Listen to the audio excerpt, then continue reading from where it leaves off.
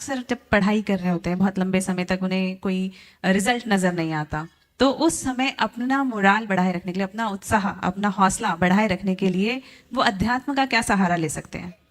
बहुत अच्छी बात है। देखिए, बच्चे पढ़ाई करते समय अपना उत्कृष्टतम दे, अपनी ओर से कोई कोर कसर न रखे, डिस्ट्रैक्शन से बचे, अपने लक्ष्य को सामने रखे और पढ़ाई करना है तो केवल पढ़ाई को प्रमुखता दे। लेकिन एक बात सदैव ध्यान में रखें, मेरे हाथ में केवल प्रयास है, परिणाम नहीं। एफर्ट है, रिजल्ट नहीं। मैं अपना अच्छे से अच्छा एफर्ट करूं, रिजल्ट जो है उसे एक्सेप्ट करूं। एक बार में सफल नहीं हुए, दोबारा देखेंगे, दूसरी बार में नहीं, तीसरी बार देखेंगे। और ये समस्या जो आज आ रही है, ये मुख्यतया प्रतियोगी परीक्षाओं में ज़्यादा है। और आजकल पढ़ाई खत्म हो गई, प्रतियोगिता ज़्यादा हो गई। ये हमारे समाज की सेहत के लिए बहुत बड़ा खतरा है। नौकरी के चक्कर में प्रतियोगिता है, तो लोग अब पढ़ नहीं रहे, प्रतियोगी बन रहे हैं। और प्रतियोगी बनने के कारण लोग एक दूसरे के साथ उलझ रहे हैं और सफल नहीं हो रहे हैं, तो हताशा के शिकार हो रहे हैं। अगर पढ़ाई करे, पढ़ाई करने का मतलब है शिक्षा पाना, शिक्षा का मतलब है कला गुणों का विकास करना, तो कहीं प्रतिस्पर्धा नहीं है, अपनी प्रगति।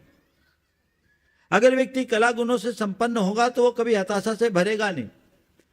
उसके जीवन में इतना अधिक कौशल विकसित होगा कि वो अपने जीवन को आगे बढ़ा सकता है। लेकिन व्यवस्थाएं अंग्रेजों ने ऐसी बना दी कि एक अदद नौकरी ही लक्ष्य हो गया।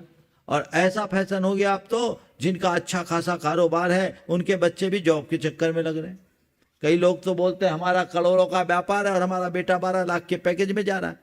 और कईयों की तो कहानी सुन के हंसोगे कि बेटा पढ़ रहा है बेंगलोर में, बेटा रह रहा है बेंगलोर और पुणे में, और यहाँ से 10 लाख 12 लाख की पैकेज है और यहाँ पिताजी को उसको खर्चा भेजना पड़ रहा है। ये उल्टा हो गया। बोले हमारा इतना अच्छा सब सेटअप, फिर भी वहां जा रहे हैं। क्यों जा रहे हैं? लड़की नहीं मिल रही। ये जो सोच है, लड़की नहीं दे रहे, छोटी जगह हम कैसे देंगे, वहां जाओ। तो कई लोग तो ऐसे भी करते हैं कि थोड़े दिन जॉब करा लेते फिर बेटा को बुला। ये सब कुचक्र है, हास्यास्पद बातें हैं। हमेशा समझना चाहिए कि जीविका क्यों चुनी जाती है। अवधारणा को समझिए, जीविका क्यों चुनी जाती है?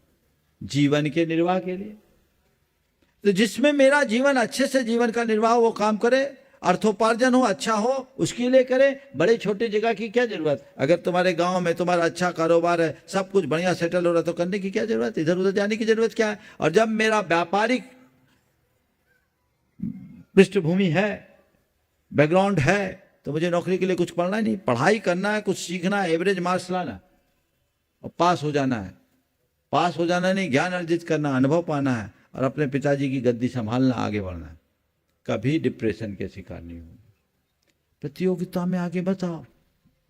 हर कोई IITN बनना चाहता है, हर कोई को MBA करना है।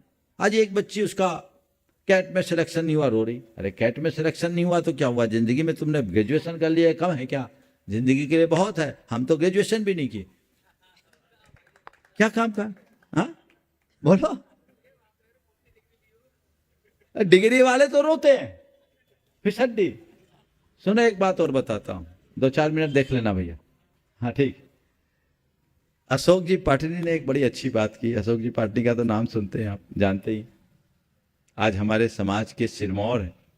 उन्होंने बोला महाराज मैं पढ़ने में एवरेज था, अपने काम में दक्ष था। तो एक बार जब बोर्ड आया 12वीं का, तो पढ़ाई ढंग से की नहीं। तो उनने क्या किया, हाथ में पट्टा बंधवा लिया और एक राइटर ले गए। लिखा सब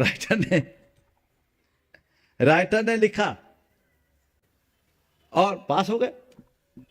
बोले महाराज वो राइटर जो था वो टॉपर था, आज वो घूम रहा है और मैं एवरेज था, आज सहसा हूं। हाँ? तो भाई ये पढ़ो पढ़ो पढ़ो पढ़ो, पढ़ाई करो, प्रतियोगिता से दूर रहो। नौकरी की तलाश केवल उनको करनी चाहिए जिनकी कोई व्यावसायिक पृष्ठभूमि नहीं है। जिनका अच्छा खासा कारोबार है उसको देखे ना। और इसके संदर्भ में भी मैं कहना चाहूंगा खासकर समाज के युवकों को कि हमारे पास दो मॉडल है, एक परंपरागत व्यवसाय का और दूसरा लीक से हट करके चलने का। परंपरागत व्यवसाय में 99% लोग सफल होते हैं और लीक से अलग व्यवसाय करने में 10% लोग ही सफल हो पाते हैं। इसमें रिस्क है। परंपरागत व्यवसाय में लोग तभी नुकसान पाते हैं जब नीयत खराब हो जाए या नीति खराब हो जाए। नीति सही है कभी फेल नहीं होंगे, नीयत साफ है कभी फेल नहीं होंगे। इसलिए बच्चों को अपने परंपरागत व्यवसाय को आगे बढ़ाने की कोशिश करना चाहिए और आज के समय के अनुसार पढ़े लिखे बच्चों को उसे पूरे बिजनेस के मॉडल में थोड़ा परिवर्तन करना चाहिए, ऑटोमेशन के मोड पर आना चाहिए, बिजनेस ग्रोथ देना चाहिए। तो जितने आज एक बच्चा था, अनुभव का भतीजा मेरे पास बैठा, हम बोले तू कहाँ कर रहा है? बोले जॉब कर रहे हैं। अब इनका बिजनेस स्टेटस मेरे को मालूम है। हमने कहा तू बता, जॉब छोड़ कर आएगा और अपने बिजनेस को ज्वाइन करेगा, 20% बिजनेस ग्रोथ दे देगा? बोले दे देगा। बोले 20% बिजनेस ग्रोथ में तेरी सैलरी निकल जाएगी कि नहीं? बोले अच्छे से निकल जाएगी। हमने कहा अब बोल तेरे को क्या करना है, जॉब करना है कि धंधा करना है? बोले हमारा धंधा संभालना है। चार्टर्ड अकाउंटेंट है, सीए है, सब कुछ है, लेकिन जब हमारा सब कुछ है तो हम दूसरों के नौकर क्यों बने? मानसिकता बदलिए। हम लोगों को नौकरी नहीं करना, नौकरी देना सीखना चाहिए। इस लायक बने। तो ये प्रतियोगिता से बचाएं। आजकल तो मम्मी छोटे छोटे बच्चों को तेरा रैंक ऐसा आना चाहिए, ऐसा आना चाहिए, ऐसा आना चाहिए। अरे भैया, ज्यादा नंबर आ जाने से कुछ नहीं होता। रैंक मत देखिए, प्रतिभा को देखिए। सब रैंक होल्डर फिचड्डी होते हैं, कुछ नहीं करते। सर सारे नहीं, सारे थोड़े ना। जितने रैंक होल्डर है ना, रैंक को ही जिनने फोकस किया, पढ़ाई करने वाले आगे बढ़ते। मैं ये नहीं कहता, रैंक पढ़ाई करने वालों को स्वाभाविक रैंक आती है, लेकिन रैंक ही जिनका लक्ष्य है फिसड्डी हो जाएंगे। लेकिन ढंग से जो पढ़ाई करेंगे वो आगे बढ़ेंगे।